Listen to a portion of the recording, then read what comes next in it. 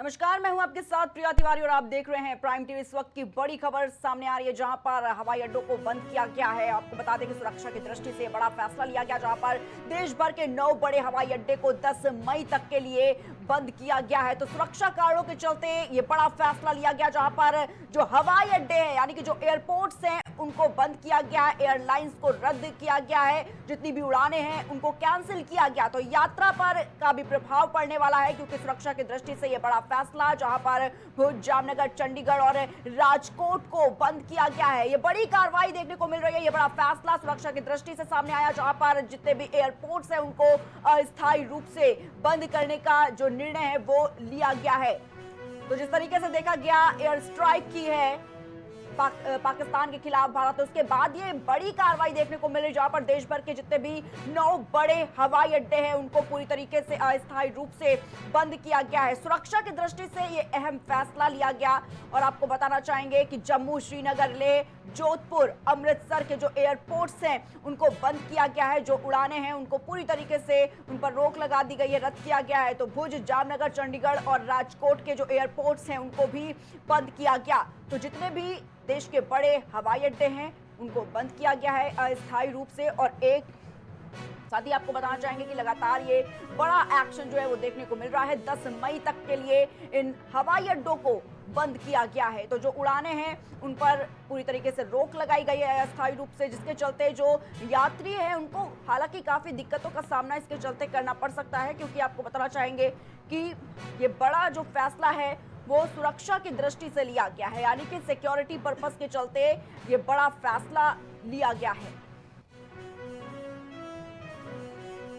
गृह मंत्री ने जम्मू कश्मीर के सीएम उमर अब्दुल्ला से बातचीत की है। लगातार बातचीत का दौर जो है वो देखने को मिल रहा है। जम्मू कश्मीर के उपराज्यपाल और बीएसएफ डीजी के संपर्क में है लगातार।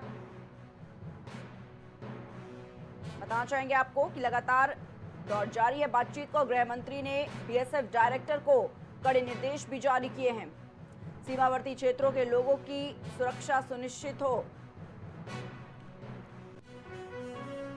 लगातार आपको बताना चाहेंगे गृह मंत्री अमित शाह ने जम्मू कश्मीर के मुख्यमंत्री उमर अब्दुल्ला से खास बातचीत की है। लगातार आपको बताना चाहेंगे कि संपर्क में नजर आ रहे हैं गृह मंत्री अमित शाह। साथ ही रक्षा मंत्री राजनाथ सिंह भी बातचीत करते हुए नजर आए और लगातार बैठकों का दौर जारी है। और इसी बीच गृह मंत्री अमित शाह ने बीएसएफ डायरेक्टर को कड़े निर्देश भी जारी किए गए हैं। लोगों की सुरक्षा को लेकर ये निर्देश जारी किए गए हैं। जितने भी सीमावर्ती क्षेत्र हैं वहां के लोगों की सुरक्षा सुनिश्चित करने की बात भी कही जा रही है। और इसी को लेकर आपको बता दें कि गृह मंत्री अमित शाह ने निर्देश जारी किए हैं कि लोगों को किसी तरह का जो नुकसान है वो ना पहुंचे, इसका खास ध्यान अधिकारी की तरफ से रखा जाए, सेना के जवानों की तरफ से रखा जाए। वहां पर पूरी तरीके से सिक्योरिटी को टाइट कर दिया जाए, जिसके चलते जो आम नागरिक है उनको किसी तरह की दिक्कतों का सामना जो है वो ना करना पड़े। साथ ही बता दें कि बीएसएफ डायरेक्टर को भी निर्देश इसी के चलते दिए गए हैं। सीमावर्ती क्षेत्रों के लोगों की सुरक्षा सुनिश्चित करने की बात करते हुए नजर आए हैं गृह मंत्री। बड़ी खबर, पहलगाम हमले पर जम्मू कश्मीर के सीएम की प्रतिक्रिया सामने आई है। इस वक्त की बड़ी खबर आपको बता रहे हैं, जहां पर सीएम उमर अब्दुल्ला ने हमले को लेकर बयान जो है जारी किया है। मिलिट्री वाली जगह पर हमला ना किया जाए, उमर अब्दुल्ला का ये बयान जो है वो सामने आया है। तो आपको बताना चाहेंगे लगातार बयान जो है वो देखने को मिल रहे हैं और इसी के चलते ये बड़ा फैसला लिया गया है। पहलगाम हमले पर जम्मू कश्मीर के सीएम की प्रतिक्रिया भी सामने आई है। उमर अब्दुल्ला ने हमले को लेकर बयान दिया। मिलिट्री वाली जगह पर हमला ना किया जाए, उमर अब्दुल्ला ने कहा कि जितने भी मिलिट्री वाले जो स्थान हैं वहां पर हमला ना किया जाए। आतंकियों के काम करने की जगह पर हमला किया गया है। तो पहलगाम हमले पर जम्मू कश्मीर के सीएम की ये बड़ी प्रतिक्रिया सामने आई है। उमर अब्दुल्ला की ये प्रतिक्रिया आपको बता रहे हैं हम, जहां पर उन्होंने हमले को लेकर ये बड़ा बयान जारी किया है और उन्होंने कहा है जो मिलिट्री के स्थान है वहां पर हमला ना किया जाए। उमर अब्दुल्ला का ये बयान, जहां पर उन्होंने साफ शब्दों में कहा है कि आतंकियों के काम करने की जगह पर हमला किया गया है और जितने भी मिलिट्री वाले जो स्थान है, जो जगह है, वहां पे हमला ना किया जाए। तो ये उमर अब्दुल्ला का बयान हम आपको बता रहे हैं। हमले को लेकर उन्होंने साफ शब्दों में कहा है। पाकिस्तान पर भारत की तगड़ी कार्रवाई देखी जा रही है। हमले के बाद खीस निकाल रहा है पाकिस्तान। जी हाँ, ये बड़ी खबर आपको बता रहे हैं, जहां पर पाकिस्तान को मुंहतोड़ जवाब देते हुए भारतीय सेना नजर आ रही है। लगातार सीजफायर का उल्लंघन कर रहा है पाकिस्तान, और देखा गया कि काफी दिनों से उल्लंघन करता हुआ पाकिस्तान नजर आ। और जम्मू कश्मीर के गांव में लगातार जो हमले हैं वो भी देखे गए। अपनी हरकतों से बाज आता हुआ पाकिस्तान नजर नहीं आ रहा है, और इसी के चलते लगातार तगड़ी कार्रवाई, बड़ी कार्रवाई करता हुआ भारत नजर आ रहा है। और आपको बता दें कि देर रात जिस तरीके से यह हमला किया गया है, पाकिस्तान को मुंहतोड़ जवाब देने का काम भारतीय सेना ने किया है, उसके बाद लगातार देखा जा रहा है कि कहीं ना कहीं पाकिस्तान की नींदें उड़ती नजर आई। क्योंकि जब हमला किया गया तब वो समय था जब पाकिस्तान चैन की नींद सोया हुआ था। और मॉक ड्रिल को लेकर जिस तरीके से पाकिस्तान को बहलाने की कोशिश की गई, उसको लगातार डर में डालने की कोशिश की गई। पूरी तरीके से कोई डर नहीं था, लगातार प्लानिंग पर नजर बनाया हुआ था। लेकिन उसी बीच आपको बताना चाहेंगे कि कंफ्यूजन की स्थिति में डाल दिया भारत ने, और उसके बाद ये बड़ा फैसला, बड़ी तरीके से कार्रवाई जो है वो देखी गई है।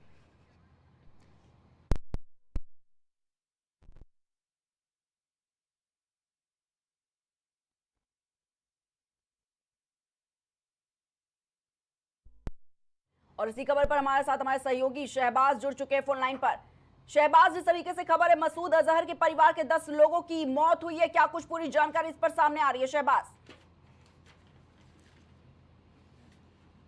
ऐसे आतंकी सरगनाओं के अभी बयान सामने आने बाकी हैं, क्योंकि अभी जिस तरीके से मामला आगे बढ़ता चला जा रहा है, धीरे धीरे ये चीजें खुल के आ रही हैं कि आखिर जो आतंकी मारे गए हैं उनका ताल्लुक कहाँ से था, किससे था। तो अभी जो चीजें पता चली हैं तो उससे ये पता चला है कि आतंकी मसूद अजहर के परिवार के कई जो लोग हैं वो मारे जा चुके हैं इस पूरे हमले में।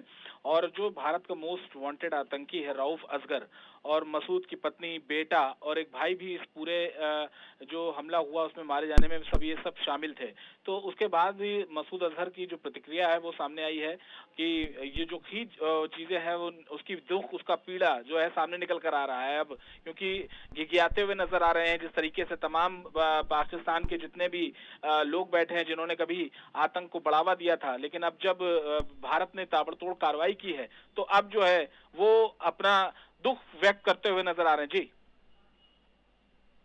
इस तरीके से बड़ी कार्रवाई की गई है, बड़ा मास्टर स्ट्रोक चला है भारत ने, उसके बाद कहीं ना कहीं देखा जा रहा है कि पाकिस्तान की नींद उड़ती हुई नजर आ रही है। पूरी तरीके से पाकिस्तान बौखलाता हुआ नजर आ रहा है। और जिस तरीके से कहा जाता है कि भारत का मोस्ट वांटेड आतंकी है राउफ, उसके खिलाफ भी ये बड़ा एक्शन देखने को मिला। परिवार के लोग तबाह हो गए हैं, और क्या कुछ इसका अपडेट मिल पा रहा है शहबाज अभी तक? देखिए, मसूद अजहर ने बड़े बड़े कांड जो हैं कर रखे हैं। कई आतंकवादी घटनाएं जो भारत में हुई हैं कहीं ना कहीं उसकी संलिप्तता रहती थी। और इसके पूरे परिवार की कहेंगे, इसके भाई की कहेंगे, जो यहाँ पर मोस्ट वांटेड भी था। ये सब जो है कहीं ना कहीं भारत में दहशत फैलाने में कभी बहुत आगे रहे हैं, और भारत के खिलाफ जहरीली तकरीर देने में भी इन सब का बहुत नाम था, बहुत आगे थे। तो अब जब भारत अपनी कार्रवाई करता नजर आ रहा है, क्योंकि लगातार देखा गया है प्रिया कि अब भारत जो है, नया भारत, वो लगातार जवाब देने में सक्षम है। और प्रधानमंत्री नरेंद्र मोदी हो चाहे फिर गृह मंत्री अमित शाह, दोनों ने ही हमले के बाद से जब भी जिस मंच पर गए हैं, मौजूद रहे हैं और इस पहलगाम के दुखद घटना की बात करी है, तो उन्होंने साफ तौर पर पाकिस्तान को चेतावनी दी थी कि इस हमले का बदला जरूर लिया जाएगा और आतंक की जो जमीन है उसको पूरी तरीके से नेस्तनाबूद कर दिया जाएगा। यानी कि जो मैसेज प्रधानमंत्री नरेंद्र मोदी ने बिहार की जमीन से 24 अप्रैल को दिया था, वो बीती रात सच होता नजर आया है, क्योंकि जो आतंक की जो जमीन थी वहीं पर ही कार्रवाई करते नजर आए हैं। क्योंकि जो इस बार केवल आतंकियों को नहीं, उनके बल्कि ठिकानों को तबाह करता हुआ जो तस्वीरें सामने आई हैं, सबसे बड़ी बात जहां पर हाफिज सईद जो अपनी चीजें, अपने बयान जहां दिया करता था, वो उस जगह को तबाह किया है। वहां पर भी कई आतंकवादी मौजूद थे। केवल मस्जिद का एक मुखौटा दिया गया था, मस्जिद का केवल एक नाम दिया गया था, लेकिन वहां अंदर जो चीजें थी वो अलग ही भारत के विरोध में ही जो चालें थी वो बुनी जाती थी। वहां पर भारत के खिलाफ जहर उगला जाता था वहां पर, और तमाम ऐसी और जगहें थी प्रिया जो तबाह कर दी गई हैं देर रात। जी जी, बिल्कुल शहबाज, क्योंकि कहीं ना कहीं ये पाकिस्तान की ये बौखलाहट ही है जो साफ शब्दों में देखने को मिली जब प्रेस कॉन्फ्रेंस की गई पाकिस्तान की ओर से, और ये कहा गया, गिड़गिड़ाहट के साथ ये कहा गया कि भारत किस तरीके से आम नागरिकों को नुकसान पहुंचा रहा है, किस तरीके से जो वहां के मासूम बच्चे हैं उनको टारगेट करने की कोशिश भारत ने की, किस तरीके से जो लोग हैं उनको तबाह करने की कोशिश की। इस तरह की बौखलाहट प्रेस कॉन्फ्रेंस में साफ तरह से देखने को मिल गई शहबाज।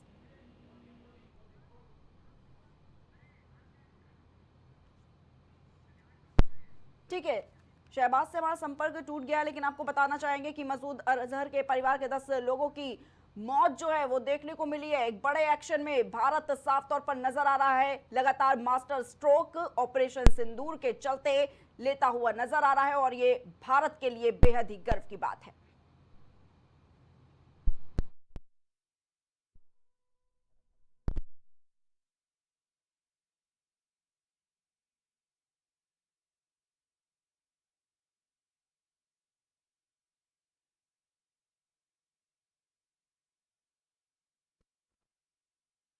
देखने को मिल रहा है